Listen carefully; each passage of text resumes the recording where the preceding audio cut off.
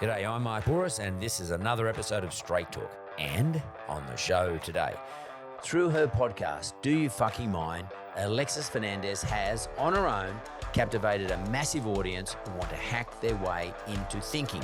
She likes to throw herself straight into the deep end and see how quickly she can rise to the surface. We discuss mindset hacks and cultivating confidence. It's time for no bullshit with Alexis Fernandez. Alexis Fernandez. I'm going to talk about that name in a second.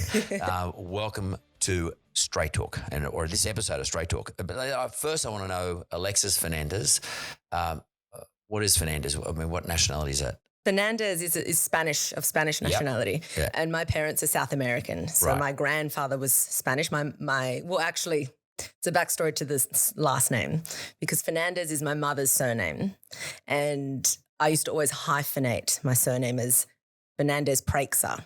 Right. And then I ended up just sticking to Fernandez for my kind of stage name, if you want to call it, because I used to do acting when I was a lot younger, and all the casting directors said Fernandez is a very marketable name. No one can spell Praxer. Stick to Fernandez as your brand name. And it stuck. And so now in all my documents, it's Praxer or Fernandez Praxer, but the way, like everything else and my podcast name, it's Fernandez. Yeah, but your Instagram is something else. It's Predez. So I kind of did Pre for like PRE for Praxer and then Des for the end of Fernandez. So I kind of blended the two together. Okay. So Yeah. there's sort of a mixture of the two names put together. Exactly. Yeah, okay. Yeah. But your surname is actually partly Fernandez. That's right. And because I thought maybe when you say South America, what does that mean? So my mother is Uruguayan and my father's Argentinian. Uruguayan. Yes. Argentinian. Yeah. And they migrated to Australia in the 70s. They were 16 and they met in their 20s. Right. So Yes. you do have that Argentinian look. Yeah.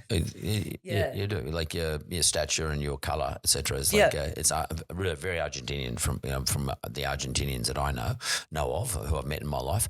So I want to. Well, obviously, you got a podcast.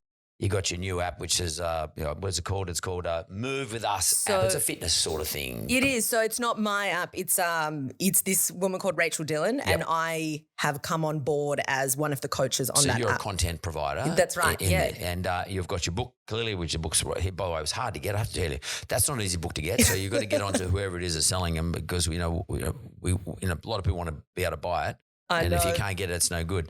But it's an interesting book, and I actually went through some of the chapters. I read a few of the chapters myself. Thank you. And, of course, you're finishing off your Masters of Neuroscience in 3 weeks. In 3 weeks. I can't believe it. Is it harder at the end of the Masters Yes. or harder at the beginning of the Masters? And why did you do a Masters? So can you answer those questions in that order? I think it's harder at the end. I think it's because, well, one, the work I've given myself a bigger workload, so I've kind of caused part of that. And then two, because I've left the subjects that I didn't want to do until the very end, like statistics, which is something that was Which always. I heard you don't like that much, because I actually listened to one of your podcasts and you talked about the maths and all the stats stuff, which is basically maths, but the statistical applied maths. Yes. You don't really dig that much. Is that right? That's right. Well, the funny thing is I enjoy mathematics, but statistics and breaking down Z-scores and T-scores and one-way ANOVAs, I cannot wrap my head around. And it's one of those things, you have to, if I really wanted to do it, I could. Yeah. But my passion is in the other sides of things. So I feel it's just, I know what I have to do to pass. And in the other ones is where I really want to put all my time and energy into the subjects. Because from what I'm gathering, from what I gathered, what I did listen to in relation to one podcast I listened to you on, where it seems like you're more into the cellular biology, etc. The microglials and 100%, 100%. macrophages and all that other shit that goes on inside your brain. That's your gig, huh? That's my. And like, it would be fair to say you're some sort of science nerd. Like, yes. Are you into it? Like, I love it.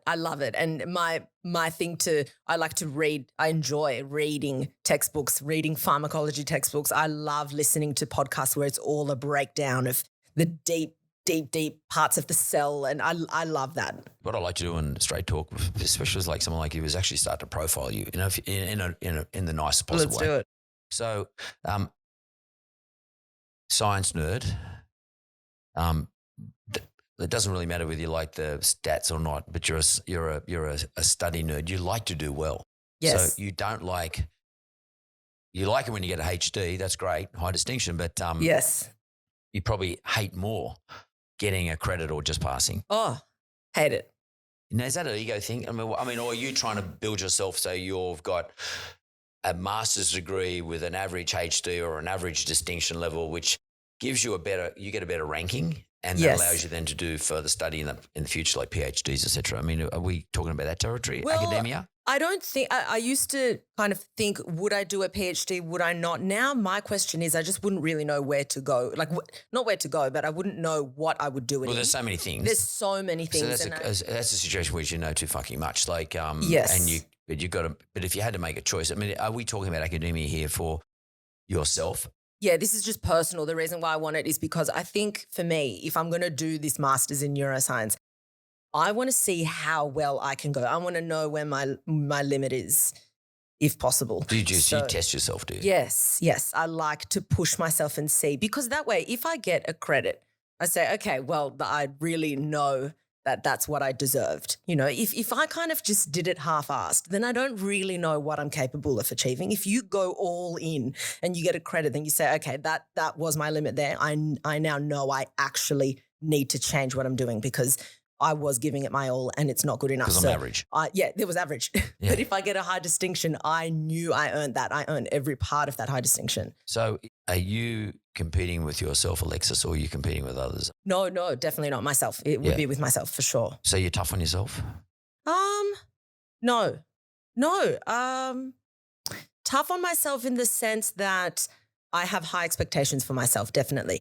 But because I know that I am consistent and I do give it all, if I do fall short, I don't beat down on myself. I never do. I just look at it as, well, what can I take from this? What can I own? What was not in my control? And what would I do differently next time? And then apply that. So you're one of those people who's a winner or a learner as opposed to a winner or a loser? Yeah, 100%. 100%. Because especially if you're putting yourself out there constantly doing something, you gain all the time. I've learned something from that. I've experienced something that if I was just sitting there and letting the world pass me by, I'd be much worse off. Even if I failed, I'd still be worse off not doing something, you know? So where does your confidence come from? That I'm getting the zero confidence. Yeah, I think. Can we go back? Like, let's go back. Yes. Let's say you were born here, right? I was born in Sydney. Yes. So where'd you grow up? Which area? I grew up in Cherrybrook. Cherrybrook, yeah. Lived there until I was 10, and then we moved to Noosa. Nice middle class part of Australia. Yes. Yeah. Cherrybrook. It was great. Went to this beautiful public school with my cousins lived one block away. So we all were in the same classes. My sister's 2 years older than me. And so we all kind of had this bubble that we lived in with the Fernandez side of the family. We're very, very close. And then when I was 10 or 11, we moved to Noosa just for a bit of a change. I think my parents just really Parents stay together? Yes. They're together now. They're actually celebrating their 40th wedding anniversary this year. Yeah. Are you serious? Yeah. So you went up to Noosa. Again, you know, like probably a level above middle class. It was upper middle class. Yes. So it's a pretty out there environment in Noosa, because when I say that, it's not your normal, it's not like big city sort of growing up. No. But in Noosa is sort of a bit privileged. It is a bit privileged. Yeah. It is. And it's kind of Noosa's an interesting town because you've got very much the privileged. You know, there's the people with a lot of money Hastings there, Street, people all that stuff. Oh, gorgeous. Yeah. And, you know, the hinterlands is just Yeah. beautiful. But then you've got very much a big population of Noosa and Noosa, the district. Yeah, Noosaville. Lower income families as well.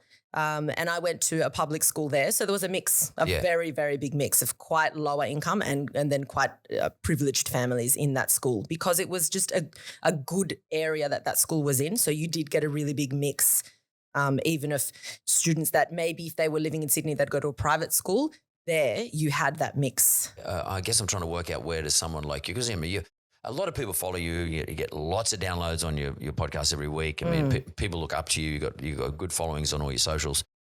They look up to you, and one of the things that I'm getting from you is confidence. And I guess people gravitate; they're attracted to confidence. Yeah. So I'm trying to work out where you got your confidence from. Is it the fact that your mum and dad always supported you and they're together and they always said to you, you can do this, Alexis, no matter what? I mean, what are we talking about? I think it's a mix of a couple of things. I think the move helped me massively. I was actually I always was confident within the family and within the extended family, always loud, always being on a stage, wanting to perform for everyone, but then put me in school and I had 2 friends all through school when I was in Sydney, and I did not leave that bubble. I was quite Bit of a loner at school. quiet. Yeah, I just had those 2 friends and that was it.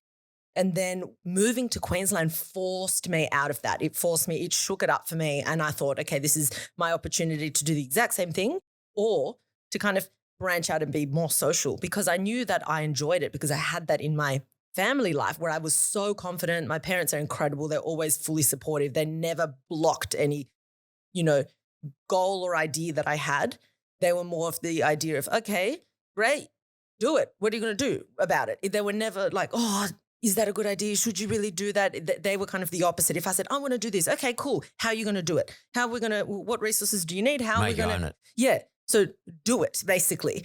And they never, ever put roadblocks in the way. Because I think that even if they thought, oh, that's not a good idea, their idea was like, she's going to find out if that works for her or not. Us standing here saying, don't do that, that's not a good idea, is just shutting an idea down. It's better to let an idea flourish, because even if you don't make it in that idea, it might lead you to another path that works for you. So they never, ever, ever shut anything down for myself or for my sister. They were always so. You've done an undergrad degree. You're just about to complete your master's in neuroscience.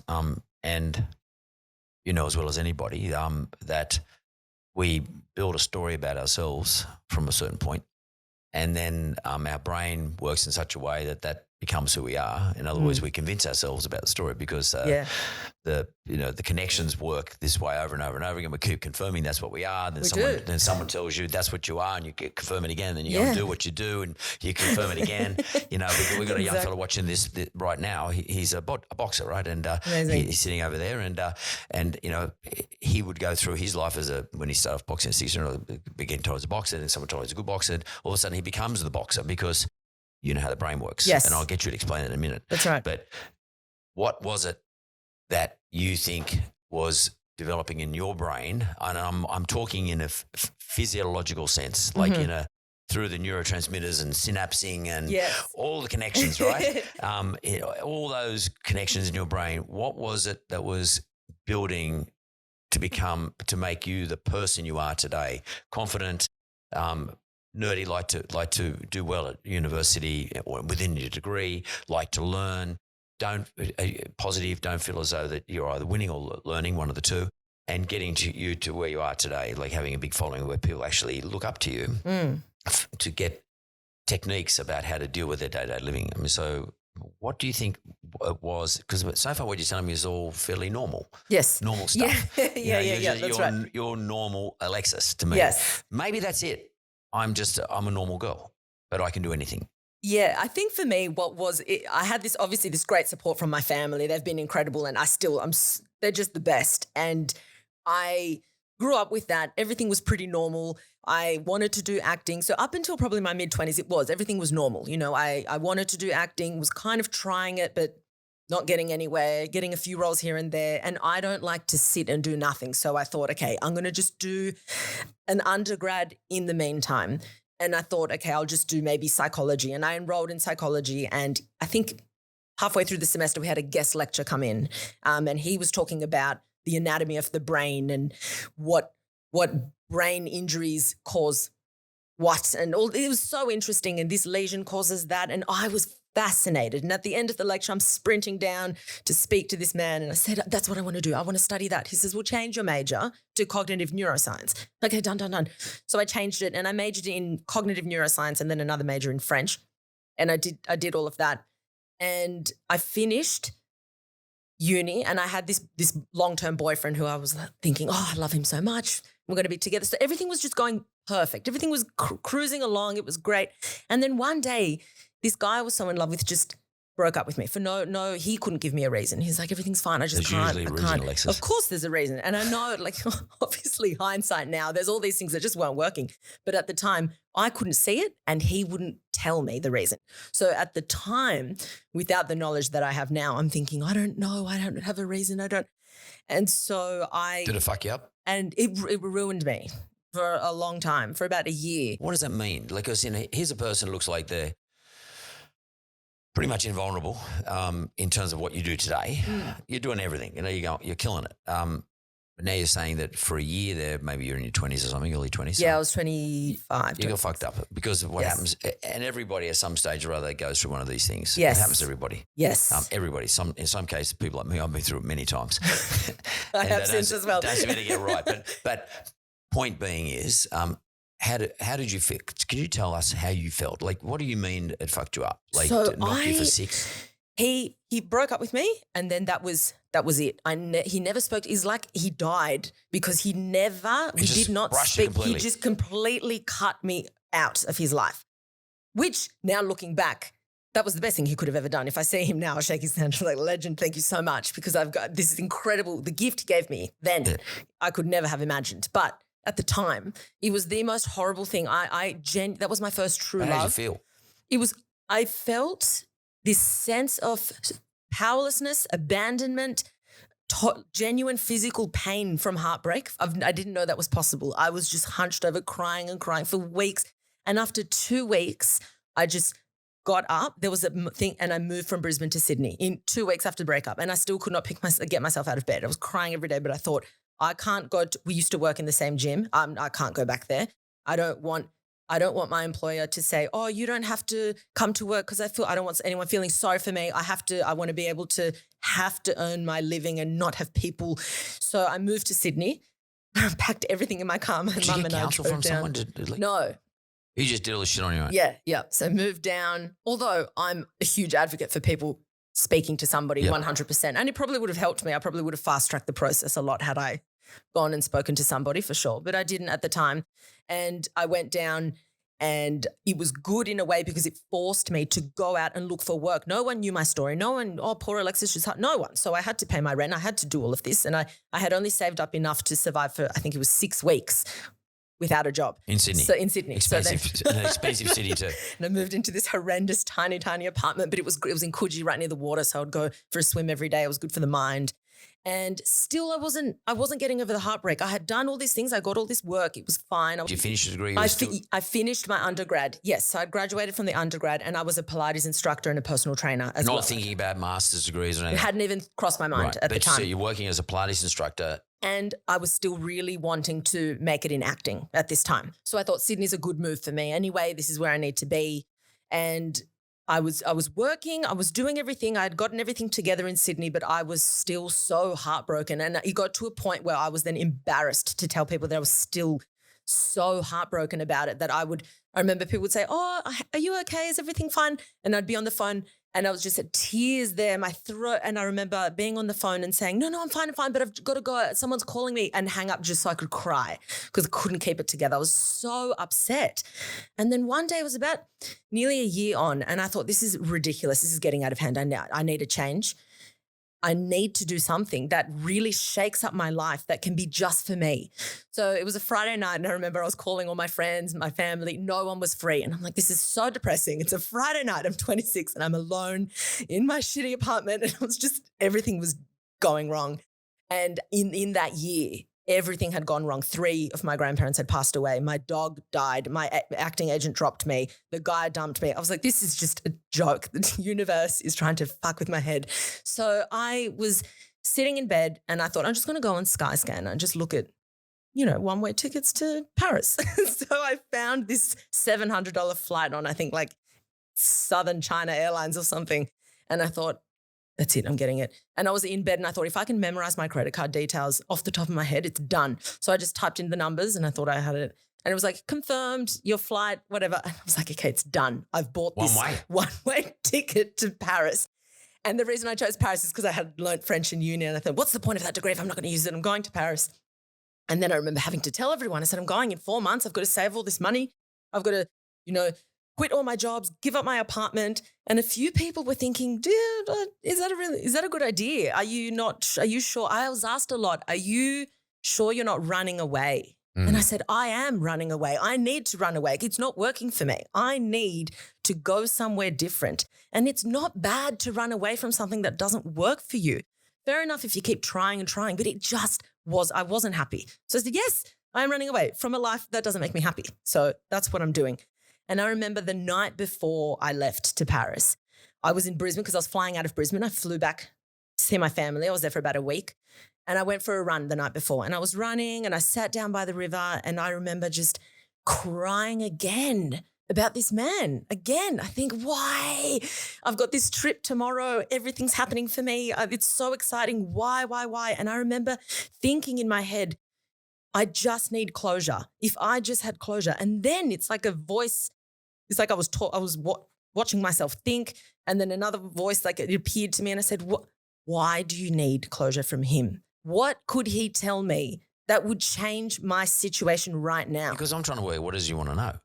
Well, why'd you leave me? Yeah, I guess I was so desperate to know why. What could I have done differently? Were you worried about what is it in you that was failing for him? Yes. I think I was so worried to get into another relationship because I was terrified that I didn't know what had gone wrong and I didn't know. And it was just excuses for me because I didn't want to do I think ultimately I wasn't ready to do the hard work of truly letting go. I was still holding on to hope still. And then I had this moment where I thought, I don't need closure. That is just a lie I've told myself. And that's why I'm so sad. I've held on to this for so long when the only person ultimately that can give me closure is me. That's it. No one. He could come in and tell me every reason under the sun. It wouldn't change anything at the end of the day. And I don't think that it's healthy to be putting your mental health in someone else's hands. I'll be okay when you tell me this. That's terrible. It's a terrible thing to tell to yourself. It's saying that you don't have control over when you're going to be finally happy. I thought, I'll be happy. I'll be able to get over it when you do. No, because I'm putting that in his hands and he's no longer in my life and he's made that decision and he has the right to make that decision and live his life. He doesn't owe me anything. We're not together. So I had this epiphany and I was like, what? Okay. And I remember sitting up, stopped crying instantly. And I thought, okay, no, this feels really good. I have the power now. I've taken power back. I've just given it back to myself. I don't need, to the extent that I was thinking that, honestly, if I saw him right now and he said, do you want closure? I'd be like, no, I don't. Thank you very much. And I was just ready. And then I remember I ran home and I was in a really good mood. I was like, okay, fine. And then I flew to Paris the next day. Got there, it was raining. I was drenched by the time I got to the apartment, checked in. And the lady, showed me around. I had this little apartment with these 2 little balconies that looked over the Eiffel Tower. It was just perfect. And then I went downstairs and I bought some wine, cheese, and I don't smoke, but I bought cigarettes because, I was in Paris. So I went upstairs and I just poured myself a glass of wine, lit a cigarette, and I was on this balcony and I thought, this is exactly where I need to be in my life right now. I've made it. I'm happy. Like, this is it.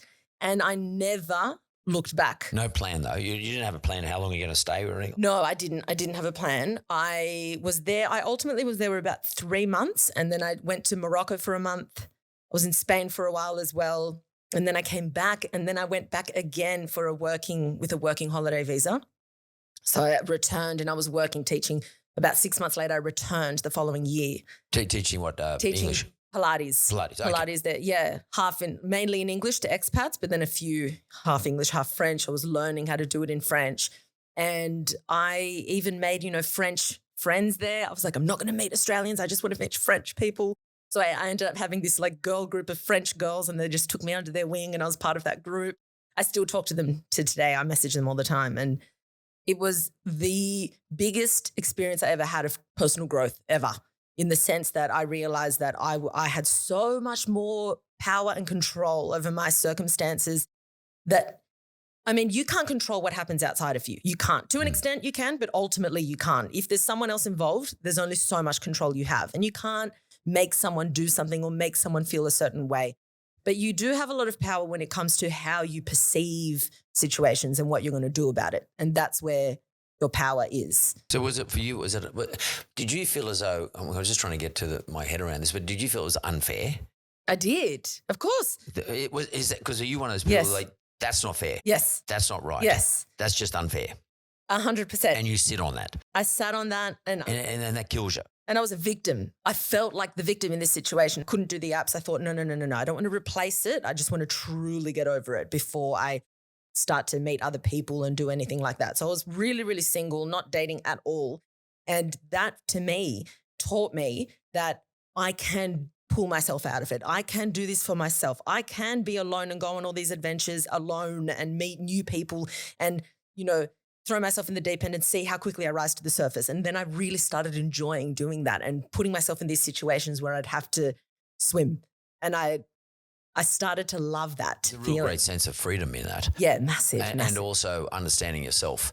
I mean, I guess, as I said, most people go through at least one breakup in their life at some stage or other, but some people just fall straight back into what they were doing before, like literally overnight. Yes. Which I think is a mistake. I think everybody needs to enjoy a period of time in their life where they have to fend for themselves emotionally. Yes. It's really, really important. I agree. What I find fascinating is that you use the word "I think" a lot.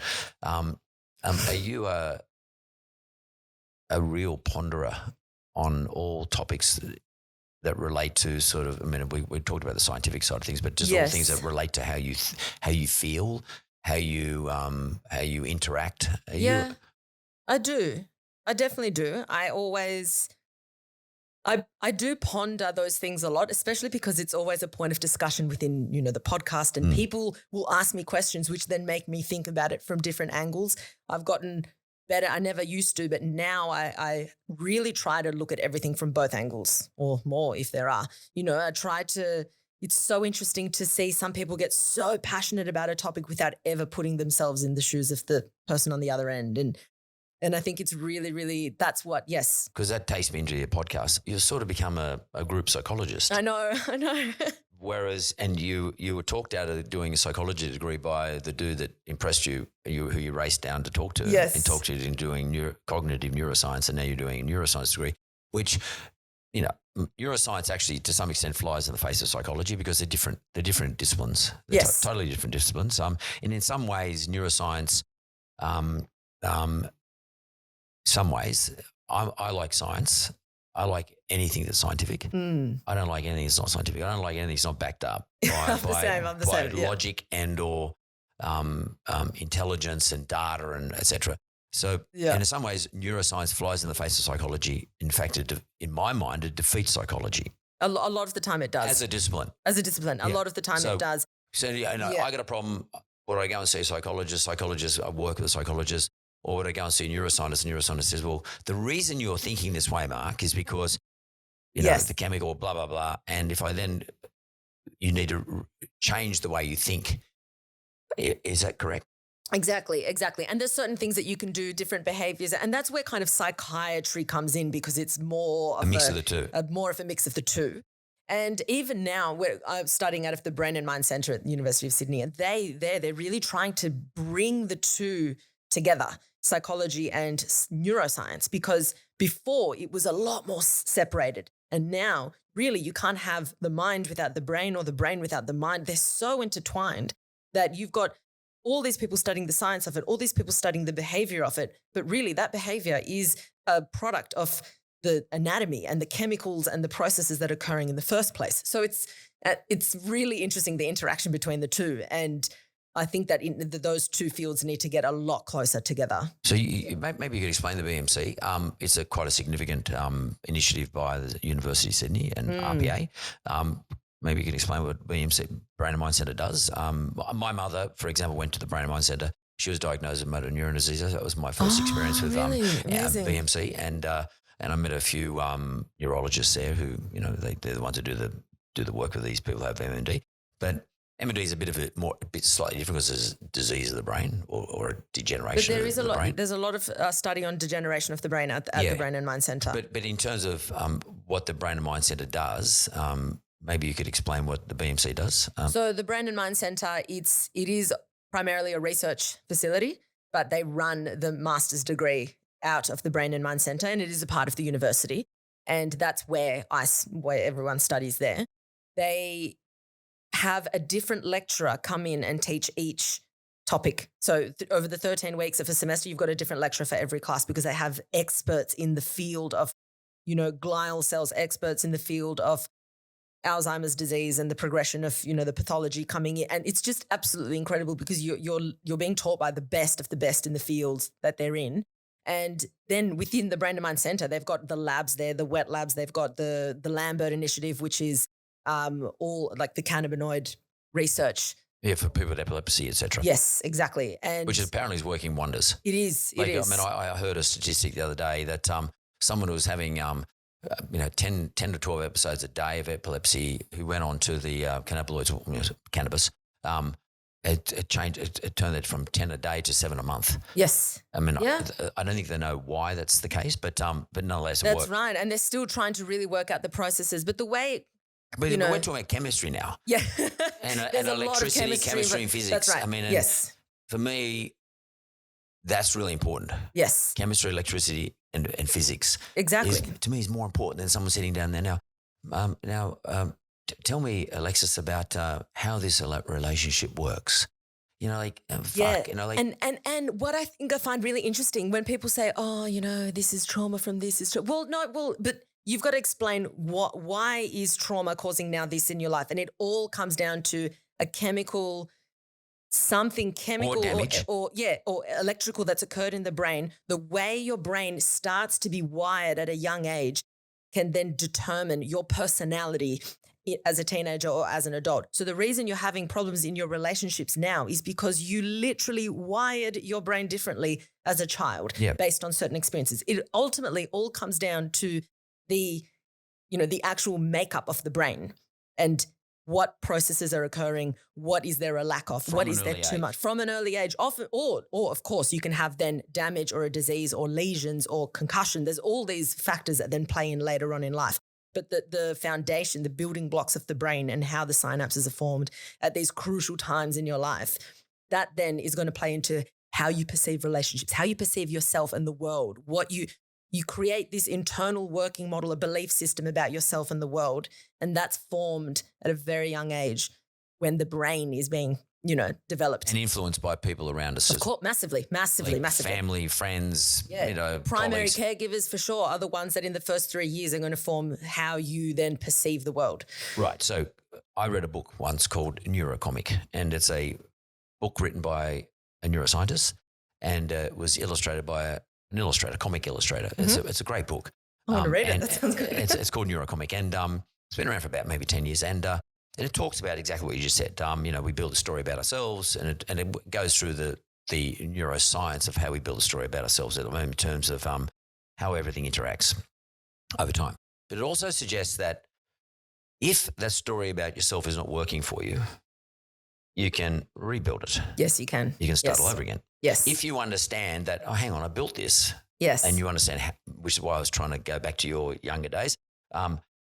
If I know that I've landed here today, this is where I am today, this is me, and I'm not happy with what I'm doing because it doesn't have great outcomes for me for whatever the reasons are. And if I know that if I can go back and realize, I guess this is where cognition's important, but like this is what got me to there. Yes. These are the things that influenced my brain to be built this way. But I don't really want to be that person. I want to be somewhere over here. Yes. You can do that, can you? You can. The brain is incredibly moldable. It's plastic. Yeah. The brain is plastic. And synapses. Which is what you would explain what plasticity means, by the way. Yeah. So plasticity basically means that it can change and then reshape and rechange again and again and again throughout its life. It can be the brain. So you've got your neurons are kind of set. There are certain areas of the brain where you can grow more neurons. A decade ago, they thought that wasn't possible. It is possible. But one thing that is always changing are your synapses, the connections between the neurons. That's constantly in the state of flux, constantly. And there's this thing that they teach you from lecture 1 in your undergrad to the last lecture in your master's. It's cells that fire together, wire together. So if you're constantly thinking of the same thoughts, those pathways turn into highways, and it's very, very easy to then think that thought and spiral down. That's it. In other words, that's all that exists, by the way. Yes. That's my highway. Yes, exactly. I can't go any other way. Exactly. And the thicker that pathway, the harder it is to change. Possible, but it just is harder. And then if you start to think what you want, I think a lot of people think, but how do I cut that highway? You don't. You just stop servicing the highway. You start feeding another. And if you're not using it, you lose it. It's with everything. It's with everything that you do in life. If you don't use it, you lose it. Same goes for connections and synapses in your brain. If you start using another road more and more and more, it gets thicker, there's more traffic. The other one is not going to get fed with, blood supply, oxygen, and it's going to start, those connections will start to die off. So you'll have a residual memory of it stored in your brain, but the accessibility to it will be way harder. So let's say somebody's listening to this and they're thinking, wow, that makes sense to me. I don't really like who I am, where I am. but I like to be somewhere else. I'm backing myself. I have the ability to do it. Who the fuck do they go and talk to? I mean, you don't go to a psychologist, not going to tell you that. No. A psychiatrist will probably give you tablets. That's right. With the greatest respect. I mean, I know some. Yeah, but psychiatrists are more going to deal with, more disorders of the brain. So they're not going to deal with someone who's trying to just better themselves. Yeah. Psychiatrists, so I know what you mean by that. I mean, and they're not going to go and talk to Tom Cruise at Scientology. I mean, because but that's another way of doing these things. Well, Scientology is another way of doing it. I mean, it is. They have all these devices and shit like that, but it's the same sort of deal. That's right. That's why they hate psychologists. It's this concept that you go there to better yourself. That's the concept behind it. And get rid of the shit out of your life. Yes. The thing that's bothering you, you grab hold of the whatever you call it, the thing. Because I tell you a funny story. When it's going back a while, but when Tom Cruise was looking after James Packer, and James was part of Scientology. Somehow James talked Tom into sending out his number one guy out of LA to Australia, and he was trying to recruit people. And I'm close to James, and James got this dude to come and talk to me, and I knew straight away he's trying to get fucking money from me, but because they get 10% of everything you got to earn. That's or something. Right. Fuck that. No way, pal. Imagine that's an expensive psychologist. But I remember the guy sitting down talking to me, and he was extraordinary. He had so much charm and good looking, and the guy was a dude, like it was fawn. Yeah. And with American, the whole thing, and he obviously didn't get me. Well, not obviously, but he didn't get me anyway. But what I found was quite attractive or appealing was the way he sold it in, but it was what it was quite appealing about it was sort of what you're saying now is that we can help you change what you don't like about yourself. Yes. And we have really simple techniques. Mm-hmm. And that was appealing to me. Yeah. Because I thought, well, I don't want to go and sit with psychologists forever. And not that I had anything I wanted to change. It was just an appealing discussion. I was okay. He was out there trying to harvest people who were friends of James. And he got a couple of people too, by the way. But still, I found that attractive. And I think what you're saying is quite attractive. If we understand where we are today and we understand where we want to be for whatever the reason is, we want to leave out that spot and go over here. Yes. As a person, then you can retrain. You can stop feeding the highway, stop putting the tolls in that tollway and go another route. Yeah, you can. Yeah. The main thing is you can't change what you don't acknowledge. You have to acknowledge it first. And then a lot of people don't know what they want. They know what they don't want. And that's where the problem lies for a lot of people. They're sitting here thinking, well, I don't want this. This is shit. I don't want this. And so then if they try and change something, they're just trying to change. I don't want to be here. So I'll go to this other uncomfortable place. Oh, that's also uncomfortable. I'll just go back to the devil I know. Yeah. And it's this constant yo-yo back and forth. It's when people set a goal or something they really, really want to achieve, they'll just, often it's the goal is to get away from something. Say I'm overweight. I want to lose weight. So their goal is I want to lose weight. I want to get away from that body that I am. Instead of thinking I want to feel great every morning. I want to do this. I want to run a half marathon. I've got all these tangible, measurable goals that I want to run towards. That's what's going to be the driving force to get you there. And that's what's going to start to change the way you think, change the way you act, raise your standards for how you're going to behave every single day. Because I think everyone looks at people that achieve good things in their life and think, they just must wake up with motivation. No, they don't. They just want it more than you do, ultimately. That's what it is. That's a good point, by the way. People do think that. People do think that. Yes. And that's why everybody's so interested in what everybody's routine is. Exactly. So I'm always getting people saying, well, what's your routine, Mark? What time you get up? What do you do? Yeah, but it's I'm not particularly driven. Like I'm not actually driven. I get excited about things. Yes. I get excited about changing something for an outcome that I want to get, I want to achieve. And if I'm not excited, I don't actually do all the things I would ordinarily do. But when I'm excited about somewhere I want to land and I know it's possible, then I bring everything into force. I bring everything into play. I get up early, I train, I eat well. Yes. I surround myself with the right people, blah, blah, blah, blah. And I get there. You've got to be excited about something. Exactly. That's right. So I'm sitting back saying, I fucking hate where I am. This shits me.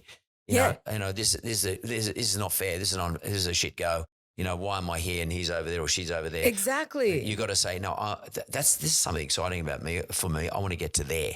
Yeah. That's very exciting. So how important is it to incorporate people to help you in these environments? I don't mean a psychologist, but maybe surrounding yourself with the right people. You do have to surround yourself with the right people. And I think a big thing is that people struggle to do that because they instantly think that they're competing against people. A lot of people will say, oh, I can't be reaching out to that person, or I can't be trying because, they're my direct competition, or they're that, or they're that. I think people who feel threatened then will find ways of avoiding these situations where they, instead of approaching someone that they're intimidated by and reaching out, complimenting them, it could be anything, just a hello, a compliment, that was really good. Even if they're your biggest rival, instead of keeping that rivalry, what would happen if you turned it around and said, you did so much better than me on that. That was awesome. How did you do it? What can I learn from it? Exactly. And it's funny, start to change that's so cool because is that a problem, generally speaking, on average for people in the world that they can't get off the highway? Yes. You're talking about. A lot of the time it is, definitely. And I think people get so stuck in their, if we didn't get along, then we can't get along in anything. If this didn't work, then, or they'll have an idea of somebody of you're there for that reason and I'm here for this reason. The reason you're in that position is because you're lucky. You are gifted. You're just naturally smart. You're this, so I can't achieve that. But, so people have this idea instead of thinking, no, it's not the case. It doesn't matter if their parents are wealthy or not. A lot of the time, the way they got there is because they actually applied themselves or because they actually did something. I think people have this idea of other people, and the reason they've succeeded is because they've got something external that allowed them to succeed. A blessing of some sort. They were either in the right place at the right time. They were lucky and they won that. Somebody just for no reason helped them. It's not for no reason. That person's obviously resourceful and they've managed to get to where they are for a reason. But those resources are something that you yourself can also get. But people then create this divide by saying, well, we're different because you're lucky and I'm not. And I could just slog it out and work so hard, but I'm just never going to be in that position. So they instantly create a divide of I'm this kind of person, you're that kind of person. And you're, what's the word? You're privileged. I think people look at other people as you're in a privileged situation and I'm not. And that's where a lot of divide happens in a lot of people. That's where competition is, jealousy. Are we seeing that now? Like, do we see that white male versus all the other groups? Yeah. Is that something that's is sort of in community now? Like I think white so. males are privileged? I think they're seen as, yes, more white privileged. Middle class, privileged. White male middle class is more privileged. Non-white or brown, black, just non-white. But they would say, well, I'm not even white, man, but I don't know, find someone else. But I don't know who they are, these people. But, I mean, is that thought process is that privileged thought process is starting to creep into our community now. Yes, definitely. And I think it's all well and good it's fine to acknowledge, okay, yes, someone is privileged, yes, someone's not. I think privilege should come into it when you're thinking, is someone given an unfair advantage over that person? That's where it should be looked at. Yeah, where the system does that. Yeah, exactly. It's systemized. That's where that should be changed. Is someone for no reason other than the color of the skin getting an unfair advantage? Or does someone feel entitled because they have the color of their skin or who they are? That's where should be. Or entitlement, that's a good point. Yes. Someone feels entitled. Yes. Because of the color of their skin. Because of the color of the skin, exactly. Or where they're born, how they're born. That's right. Caste. But the downside to that is I don't want people thinking they got there because of and then shutting down all possibility for themselves. Because they got there because of that. Exactly. Because I mean, I know people who do well are people with talent, like not particularly talent, but they have the talent for the thing they've chosen to do. The talent, a talent. It doesn't have to be the best talent in the world. No. But they get rewarded for their effort and for their application. Yes. And like, how many people do you know that everyone says, oh, well, he or she is what they are because of they're talented, whereas no one ever looks at all the work that gets put behind it to get you there. So they would say, you got to where you are because you have a talent. Yes. As opposed to saying, shit, let's have a little scratch behind this and have a look. Let's dig behind and see what she actually puts into it. You've done 7 years at uni. You've done this. But every day, every single day, every single day, 7 days a week. It's this daily thing that's gotten me where I am, that's gotten you where you are. Ultimately, you're always doing something towards it, whether it seems slightly irrelevant or whether it's totally relevant. There's always energy going towards what you're doing constantly. There was this interview with Eva Longoria, and she said that it's funny because everyone was calling her an overnight success after Desperate Housewives came out like 15 years ago. And she said, it's so funny that my overnight is 15 years of slogging it out, auditions, this small role. So for everyone else, it's like, wow, she's an overnight success where she's been working her ass off for 15 years in that industry. And so she's like, it doesn't feel overnight for me, but for everyone else, it does. And so I think a lot of people think, wow, she's so lucky. She just got handed to her on a plate because they haven't seen all the work. I fucking hate that when people say, because it indicates a lack of intelligence to me, to be honest. I'm a little bit, I don't have much tolerance for that.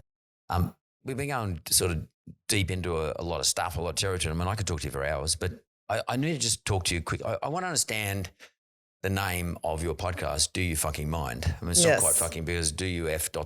I know, it was supposed to be Do You Fucking Mind. And then tell me about, why did you start that and why did you call it that? Okay, so. And it's confronting. It's just something I couldn't give a shit about the name, but at least some people would be confronted by it, but it actually gets people to pay attention. Yes. So the reason I started it in the first place is because I was always trying to find a way to combine all my passions together. I love being on a stage. I love talking to people. I love resonating with an audience of some sort. Love to perform. I love to perform. And you like to perform, you've got to be able to give something to your audience. Yes. Performance is about giving. Exactly. That's right. It is. It's about giving. It is about giving. Whether you're acting or whether you're yourself, you are giving, whether it's energy, whether it's information, whether it's entertainment. So I loved that. And I knew that I absolutely loved that. But I also loved the brain. And I used to always get told that every time people used to say to me, and all different people, every time you start to talk about the brain, your eyes light up and you get so excited. That's so cool. The brain is so cool. It's underdone because we never talk about it enough. That's it. And I'm trying to tell everyone who will listen a fact about the brain. And so I thought, okay, it'd be really cool to have something where I can combine the two. And I was thinking maybe a YouTube channel, maybe just more on the Instagram.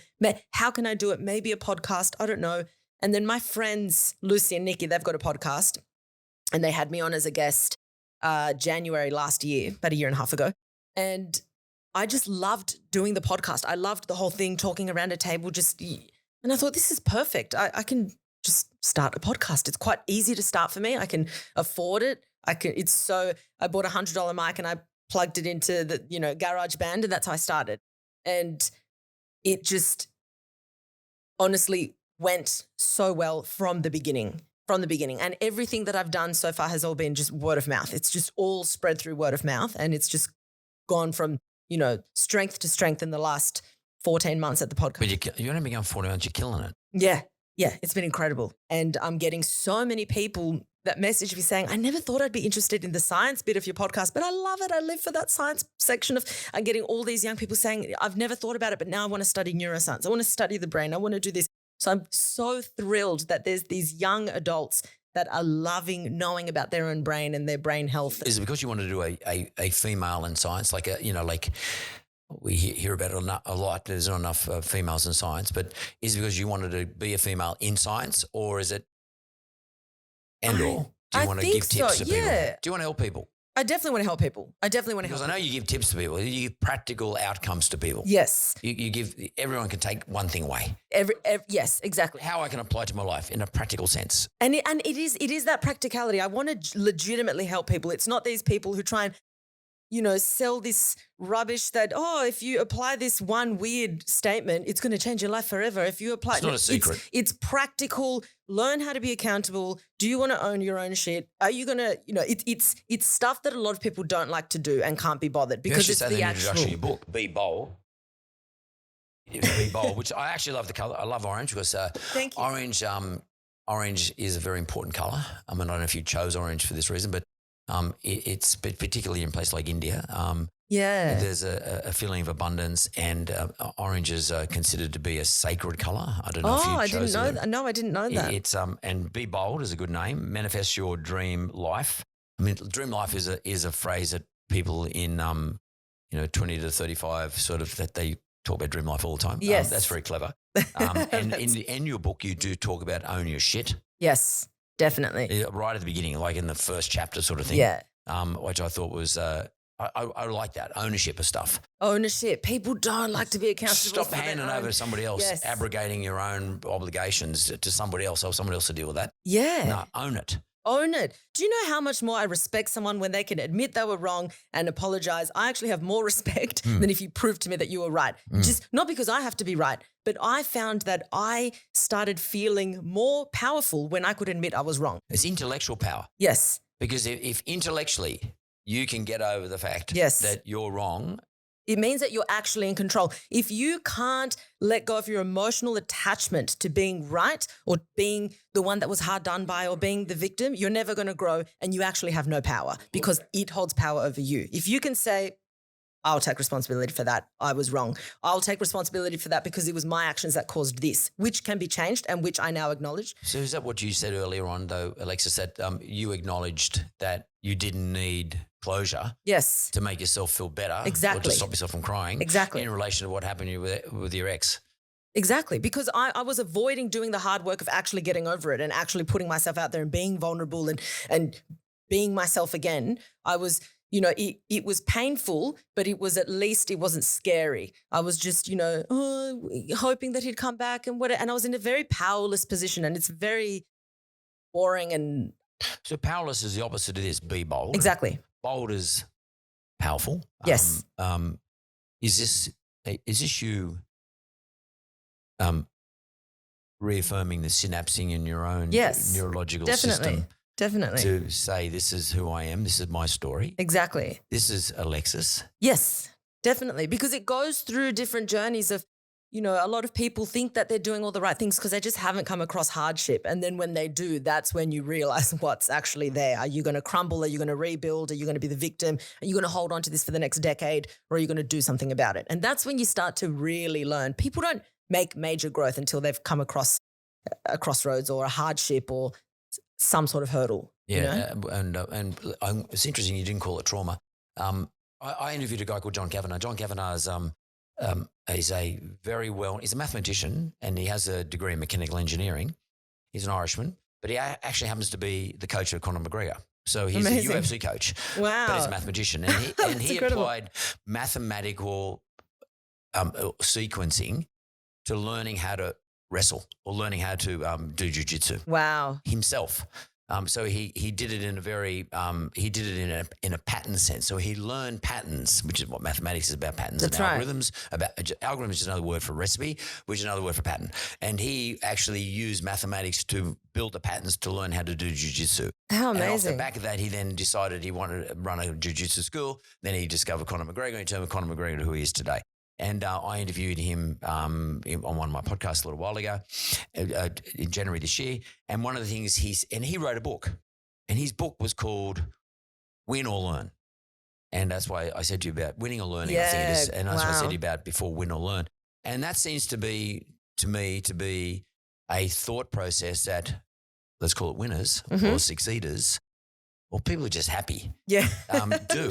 They win or learn. Exactly. He wrote a book about it, and I asked him, he did it to confirm in his own mind the thought processes that he needed to continue on with.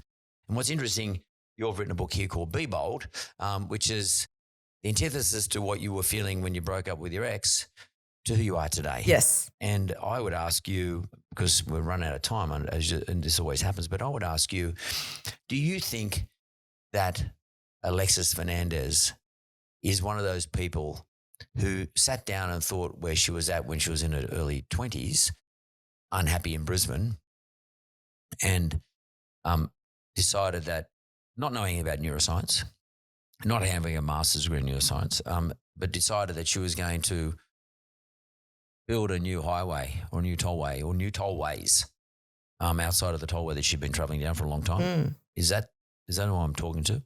Yes.